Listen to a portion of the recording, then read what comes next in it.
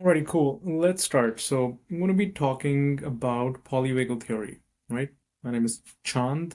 I'm board certified in internal medicine, and for the last many years, I've spent learning from my own experience, from the experiences of others, about polyvagal theory and a lot of other different paradigms for healing, from trauma, chronic illness, many other things. So this particular short presentation is going to be based on the autonomic nervous system and polyvagal theory. Uh, Obviously inspired by the founder, Dr. Stephen Porges, and by Dr. Deb Dana. Extremely grateful to both of them and actually many other people who've done the work. But I'll be using a lot of material from Dr. Deb Dana's work. Okay, so let's get into this. I think the first thing to understand is the autonomic nervous system. So, what is the autonomic nervous system? Diagram is there, don't really look at it, but the point here is autonomic basically means kind of like automatic, right? And so it's the part of the nervous system which just works on its own. It's mostly involuntary, right? Like, for example, you can look at this. This is the part of the nervous system which controls most of your bodily functions. All your organs. It's going to the brain, and the messages are going back to the organs. So, for example, you don't really think about breathing most of the time, right? We don't think about blinking. Uh, I didn't think about this burp, right? You know what I mean? Your heart rate is, heart's beating on its own. It's going to go faster, it's going to go slower on its own. Your digestion, things are happening on its own, right? That's the automatic or the autonomic nervous system. I'm going to grab my notes also. So that's kind of the center point of, the polyvagal theory. And you have to understand that the job of this nervous system, and I'll tell you why this is so important, because we focus a lot on the central nervous system, which is our brain and the spinal cord. Everything else is peripheral. This falls into the peripheral aspect. So all that we do, right, our experience is largely shaped by our nervous system. This part of the nervous system, which is the autonomic nervous system. Okay. And its job is simple. Its job is to keep us alive. It's very simple, right? It's not that complicated. Its job is just to keep us alive and safe. But one of the jobs of the nervous system is to keep us alive, right? So polyvagal theory specifically is focused on these things. It's focused on what are the components of the autonomic nervous system, why is it working the way it's working, and so on and so forth. Okay. And one of the most important aspects is on that Dr. Deb Dana really talks about is that the state of our autonomic nervous system, right? The state that the autonomic nervous system is in, and we'll talk about that, what the different states are, that will kind of decide the stories that our minds will create.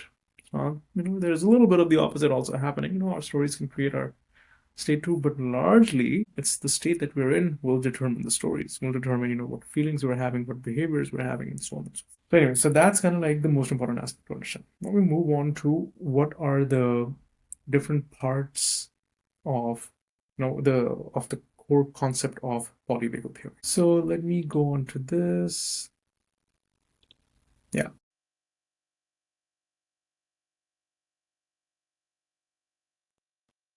Anyway, so can we all see this? Now, let me just share real quick. Give me a second.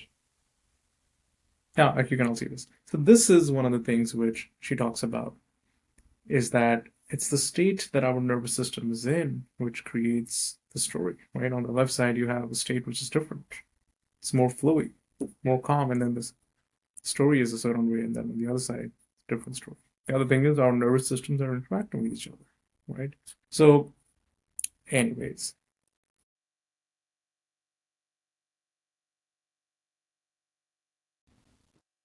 Okay, so this is like directly from the website of the Polyvagal Institute. And you can see the three components, right? They have the hierarchy, neuroception, co-regulation. Let's start with neuroception, right? And so what is neuroception? Neuroception is detection without awareness. It's pretty simple. Let's differentiate that from perception. Perception is when you are aware of something, you're detecting it, and you're aware. Without awareness comes neuroception, which means this is happening at a subconscious level. You're not really conscious about it. So you can call it like subconscious awareness or like subconscious detection or surveillance. It's basically an inbuilt surveillance system. And I like how they mentioned this here, which is that inbuilt surveillance system uh, involving higher brain structures that dynamically and continuously interpret information regarding risk that is being transmitted via sensors throughout the body. And remember, it's a collection of all these nerves, right? It's a nervous system. And so basically, you imagine yourself, you're in an environment, your nervous system is designed to constantly surveil, look for cues of safety and danger consistently. It's constantly interpreting what's happening in the environment, right? An imbalanced nervous system will respond appropriately, right? If there's danger, fucking run away, man, or you try and fight, right? That's a sympathetic nervous system. And if you're not in danger, you don't do that, right? So that's the point of neuroception, and then the response, which is the autonomic state that will be decided on the neuroception. It's constantly happening. And you're not thinking about this. Remember, this is happening at a subconscious level. The interesting thing is that this is happening instantly. It's happening automatically. It's not a cognitive process, right? And so as the cues come in, right, let's say that, I don't know, something bad is happening, like there's some danger cues, right? Instantly shifting, reflexively, automatically, the nervous system state shifts because the point of the nervous system is to survive. It's there to keep us alive, right? To manage the situation, and they say as optimized survival, it'll shift the nervous system, which means that the nervous system will send signals to different organs of the body, create a certain response, right? Obviously, what's the problem here, right? The issue with nervous system problems is what? When there's a mismatch. That's called a neuroceptive mismatch, which means that there is no danger. For some reason, the nervous system is constantly picking up cues of danger. And so now the body's just activated, the nervous system's activated, all your organs, there's all these symptoms happening, there's all these issues happening. But realistically, there's actually no danger outside, or that the safety is more than the danger. Right? It doesn't need this kind of response. That's a mismatch.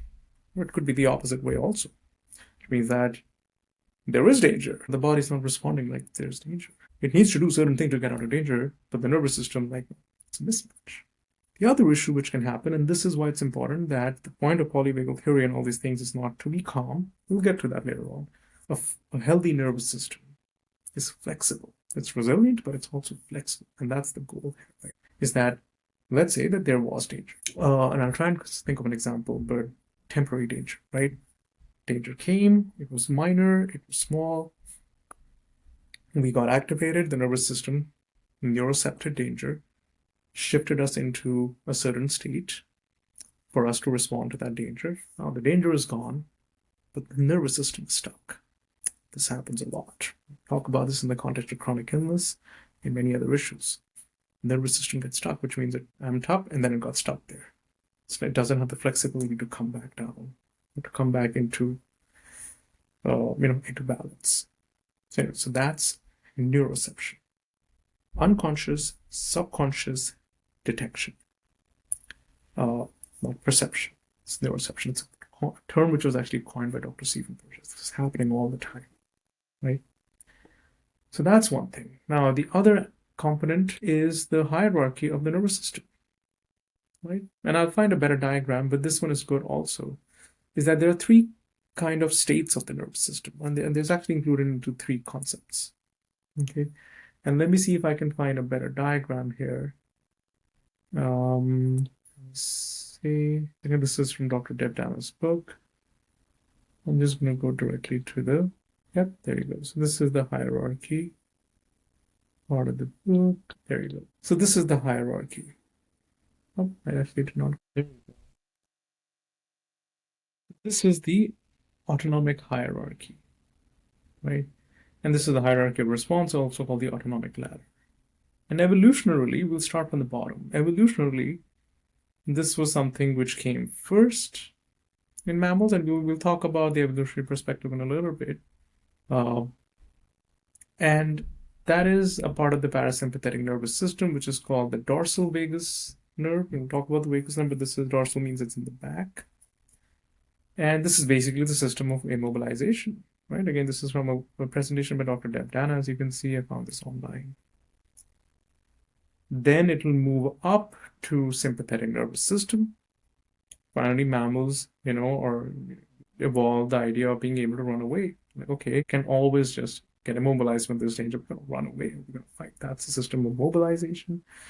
Two, where humans developed the ventral vagal, which is vagus nerve in the front, which is the system of safety and connection. Like, okay, we have another option, right? Just for health, growth, vision. And so this is interpreted in this ladder. And your nervous system is going to be in these responses based on the neuroception, right? If there's more cues of safety than danger, then we're in the ventral vagal state. We're pretty happy, right? We're socially happy, engaged. Oh, okay, cool. Things are. But when there's a neuroception of danger, then some action needs to be taken, right? And if there's life threat, which the danger is pretty extreme at this point, we really can't do anything, then that's when immobilization happens, shutdown happens. And the point of the nervous system is, and the nervous system regulation of harmonizing or of making friends with the nervous system, because it's happening again. Remember, without your awareness, it's just happening. It's not your fault. It's not our fault that when we get stuck in survival mode, is to be able to gain access to the nervous system in a way that we can then modulate or move between these different states. In our current situation, a lot of times we're stuck in one of these modes, right? And a lot of illnesses, chronic illnesses, and I'm specifically going to talk about long COVID, ME, later on, a separate video, where you can understand that it's a combination of this and this. But anyway, the point of the thing I want to make is this is the autonomic ladder. And I'm going to share what the Polyvagal Institute also shares, which is pretty important, which is that, normally we don't just have these pure states like this. The states are, here you can see this, they're generally blended, right? And so that's the important thing to understand, that, it's not just you're always going to be in one or the other. It's normally this blended states. For example, let's look at a hybrid state, a blended state of relaxed, which is the, ventral vagal system, okay, and immobilized, which is the dorsal vagal. And this happens in states of quiet moments, intimacy. We're cuddling. Cuddling is a great idea, right? You're relaxed, your heart rate is also low, your muscle tone is slow. You're feeling, when you're feeling safe, then you're like dreamy, tranquil, meditative. The other thing can be when you are with the ventral vagal, blended with the sympathetic nervous system. This is great when you're dancing. Great example, sports. You need the heart rate. You can't just be calm when you're dancing, which you can be, right? But think about it like, so this is a blended state. And this is a state which represents a lot of illnesses, specifically certain crashes, stuck states in, and I believe in, and we'll talk about this on a cellular level in a separate video. This is what's happening to a lot of us. We go into the shutdown, but we're not really, our heart rate really isn't low. It's actually elevated. Like, our brain's just non-stop going. We're not just frozen. We're frozen and wired, tired. So the states are generally blended. Again, we're not trying to complicate things here, just to give you an idea. So that's the hierarchy of the nervous system.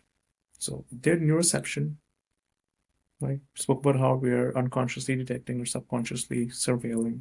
Based on that, the response is going to be one of these or a blended form, right? And then we get to co-regulation. And this is a biological imperative. Co-regulation is how we're wired. We're wired to constantly connect with people, right? And again, we're wired for two things, which is that we want to be safe and we want to connect. And sometimes when we want to be safe and our nervous system's not well, then we will withdraw from the world completely. And so finding that balance of when we're safe and we want to connect. So the idea is that we naturally and unconsciously send signals of safety and danger to each other. And that happens through, a lot of it's happening over here. It's happening through our eyes. It's happening through our smiles or whatever. In body language, right? Just a head tilt. The way I'm talking, my voice. If I was talking like this, then that would be very different, right? You would be noticing very differently, right? Just voice can soothe people. So that vocal prosody. And there's a good diagram here, which I want to share with you all about co-regulation. And so basically, this is how our nervous systems regulate with each other. That is that our nervous systems are not operating in isolation. right? They're not operating in isolation. They are constantly communicating. And so you can be with people, be around people which make you feel safe, make you feel calm, or will make you feel unsafe. And that's constant dance which is happening, right? Let me see if I can share this here. So this is the important that the five cranial nerves join in the search for connection through our eyes, ears, voice, head, and face movements. And so a lot of the co-regulation is happening here. And there's like actually this is such interesting studies and biological data on how when we're in a certain state, our voice will change. Actually, the middle ear muscle relaxes or constricts based on the state that we're in, so that with certain sounds we're able to hear, certain sounds we're not able to hear. And you can get sensitivities to certain stuff based on the nervous system state that we're in. So anyways, so that's kind of like the three major concepts of the nervous system. And I think that's a good baseline. Oh, I wanted to share about so this is the slide that I wanted to share. Just talking about the autonomic timeline here. And this autonomic timeline is basically about how 500 million years ago, this was the parasympathetic dorsal vagal system, which was one of the first to come in, followed by the mobilization system, and then much later, around 200 million years ago, in certain mammals, we start getting the parasympathetic ventral vagal system, social and connected, which is why, we love dogs, we love cats, we love certain mammals, right? Humans have, you know how that connection goes. We regulate with other mammals in this certain way. Regulation has other aspects also, but according to the Polyvagal Theory, that is the idea. Anyways, I'm going to stop sharing right now. So that is kind of like a little bit, basic overview of Polyvagal theories to really understand these concepts. The nervous system is operating without our awareness most of the time, right?